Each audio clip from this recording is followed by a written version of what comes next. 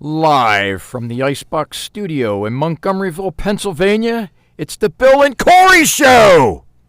I'm Bill. And I'm Corey. Welcome back. Yes, we're live from Montgomeryville. We're not live from Paris. We kind of messed that up. We should have planned ahead a little bit. I didn't think about that. We should have done some live from the Olympics Village or something. I don't know. Something. Just anything. You know, the bocce courts or something. But no. Though I've heard that it's kind of miserable over there. It's really hot. It's rainy. They're just saying that. They can't keep the sign river-free of E. coli. And there's no air conditioning. Yeah, they're not big on air conditioning over there. So it wouldn't be an icebox studio. It wouldn't be an icebox, yeah. Sweating like a pig studio. Yeah, I mean, you see our pit stains and stuff. So anyways, we're here, comfortable, wishing we were in Paris. Yeah, Paris is nice. Yeah, Snoop Dogg's there. Yeah. Colin Jost is there doing stuff. So, big time celeb. Actually, he's in Tahiti. That's how to get that book. I guess he's married to the right people. I didn't know you were just such a Colin Jost we have fan. questions today. No, I just like wishing I was in Tahiti. Oh. Okay, so first question's for Corey. It says, Hi, Corey. Mm-hmm. I am hoping to buy 2 MFC's mass flow controllers with 3/8 tube connections on both sides. I am looking for the 829 series controller, but wondering if you made one that could be used for just one gas. More than one. More than one gas. I feel like I'm reading with my kids at night. For instance, if I wanted to switch between argon and helium. Oxygen. Or I thought that argon helium's the next question. They want to switch between argon and oxygen. Yeah. Argon's this is like Argon Day or something like that. We get argon in a lot of things. Do you make an MFC can handle both? So, yes. Unfortunately, we only have one here, not 2, and we don't have the 3/8 inch tubing connections, but we can add those. Yeah, but these are most of them are 1/8 inch out, so it's 1/8 into 3/8. It's just But long story short, yes, you can switch gases. There's over 100 programmed in gases on here. If you get the one that's for corrosive gases as well, it adds 14 gases to it. So you can get some with like 115 pre-programmed gases into it. And especially, I mean, between argon and... But one thing you want to do, argon to oxygen isn't a bad thing to switch between. But if you're going to switch between, you got to know which gases you're switching in between. And you might want to purge. Yeah, that'd be good. Yeah. You don't want to go oxygen to hydrogen. Yeah, you'll make water. And water is bad. No. Yeah, you will. It'll just go boom. So things like that, other like if you have, I don't know, I'm trying. Well, whatever. You should purge it out. You should purge it out. Yeah, just to make sure that it's all clear. It's all clear. Yeah. So, but yes, it can be used. We have a video. He's showing it. Yes, I forgot. I forgot about the video. It has you get to listen to the dulcet tones of myself as I talk about how to program these controllers and also use there's software that comes with this, flow control software, where you can hook up a bunch of different ones to it. We have our BB9 box, not BB8, BB9. I don't want Luke, I already used that joke, I believe. Yeah, probably. So it has 9 inputs. You can put 9 inputs, put it in your controller, you can control 9 at once if you want to do some mixing and different. So we do have videos, and you can find them on the product page. Yeah. And you can find them Help Center, and you can find them in our YouTube channel, or Matheson's Specialty Gas Equipment Tech Support YouTube channel. If you put in just some of the words, you'll find it. You don't have to put all that whole sentence of words in there. No, yes. Okay, so this one's for me. Looking to purchase a 1/2-inch nitrogen self-venting regulator, clean for oxygen service.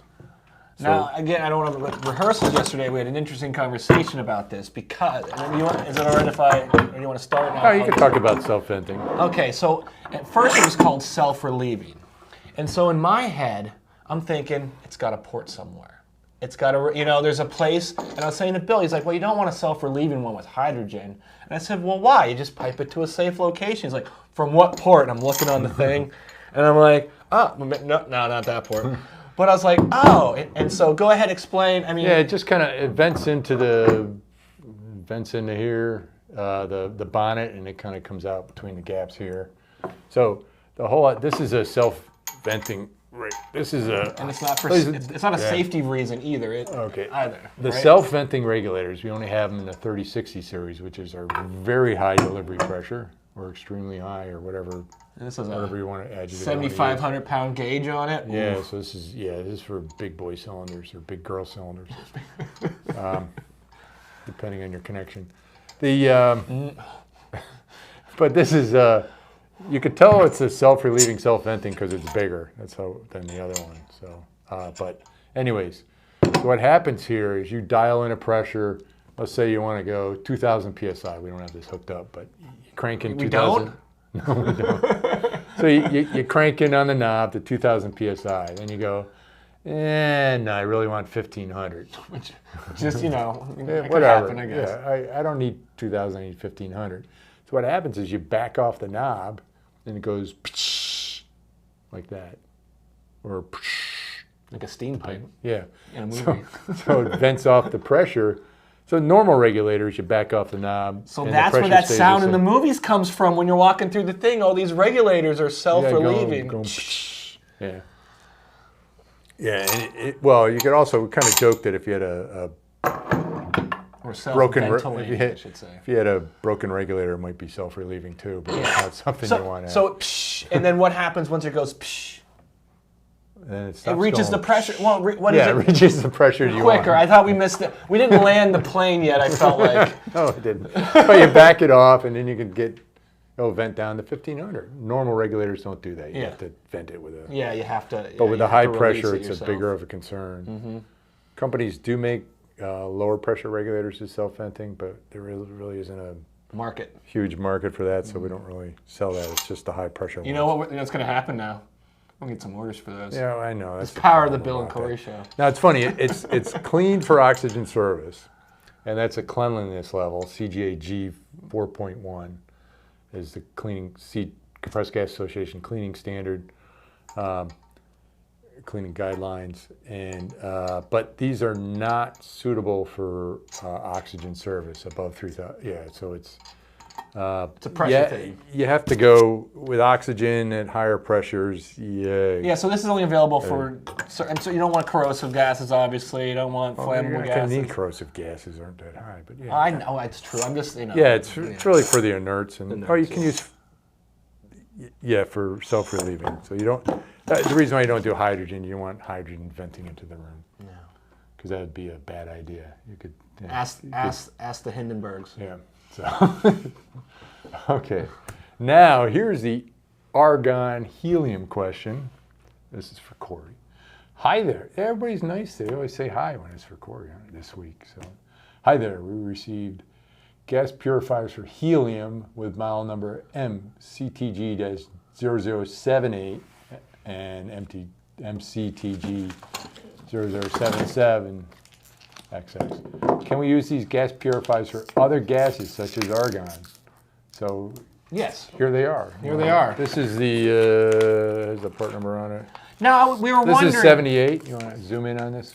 We were wondering if this is glass filled, so it's got indicators in there. Yeah, I know, but it says helium filled, and I was wondering. Helium filled. It's helium filled, like around, No, it's inside. It's packed with helium. Yes, and that's I guess for people who want to have helium systems where the purity is super important. Yeah. So I don't know if this questioner got confused with the helium filled part. That's why I was pointing it out. Yeah, that's for helium. I don't know, but it's for.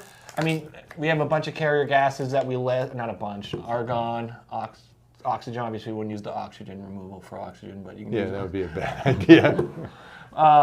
Nitrogen, all the inert gases, H2, hydrogen, and then people will write to us or call us and ask us if there's certain other gases they can use it in.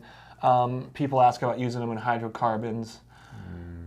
Yeah, there's certain things. Now, if you want to get, we've got a lot of purification. Not a lot, really a lot. And we just kind of took on a new one. If you wanted to talk about not really that new, but we took on. It's new to us because it's yeah, it's newer for us. But on our online store, we're starting to promote our NanoChem line, which is for the really small chemicals. You really really small impurities. It's really for the semiconductor gas line when you need stuff cleaned to parts per trillion. I'm not counting it out. Which is the nano, right? That's for the nano part of it. So that's our brand. So we've got the Pure Filter and White Knight, and we've got some other stuff. So you can see that, and that's your really high-end stuff. And we've got also have some purifiers for nasty gases and stuff like that. So, but these aren't for really nasty gases, and they're not for semiconductor grade. Though they are really good. So. Next question. Oh, good one. Old regulator one. So I being the old guy here. This is not older than me, but it's close. It's older than Corey. Oh, I have an old 8-320 regulator. Can you provide me with the correct size washer for the gases? Our gas company used to provide them. But the ones I recently purchased were not the right ones, so that seems kind of odd. Yeah. So this is one we got out of our library. Oh, this is one we can take apart. Our carefully curated museum. Yes, and it actually is now because we threw out some had to move. really garbage stuff. Yeah.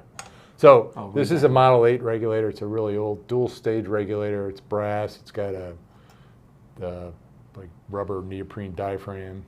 I'm surprised it lasted that long. And they have the 8-320 the Model 8 has certain, I don't know the delivery pressure range, but it's a 320, CGA 320 inlet, which has a washer. Thank you for putting it in a bag, Roger. So we kept it in a bag because it's small. We would have lost it. So there are different washers for, some CGAs require washers. Others require dryers. Yes. And no. So this is a 320. It's also for a 330, which is corrosive. So you can use it for CO2. And I don't know why they got the wrong washers. You might have gotten there's a 660, which is a popular one. It's 660, 670. You could 66 popular gas. In my head, I don't know why I just didn't go to the gas company and say, "Hey, you gave me the wrong washers." I don't know. That's fine. Well, that's funny. You know, speaking about that, when we were thinking about putting the washers in our online store, one of the things was, hey, why don't you just ask your gas company and just say, hey, give me a handful of washers next time you're here, because they have to actually fill the cylinder, so they need the washers to fill it. So you just say, hey, buddy, give me some handful of washers, and then we're like, we'll put it up there anyways, and it's very popular. Yeah, it's one of our best sellers. We're like, number-wise, not dollar-wise, yeah, because they're inexpensive. So.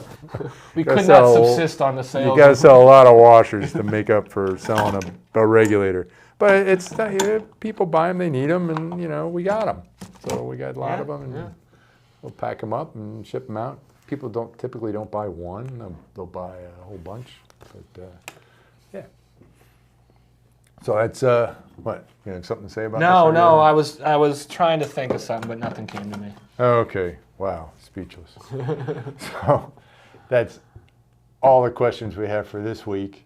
And tune in again next week for another live edition of the Bill and Corey Show. Set your VCRs.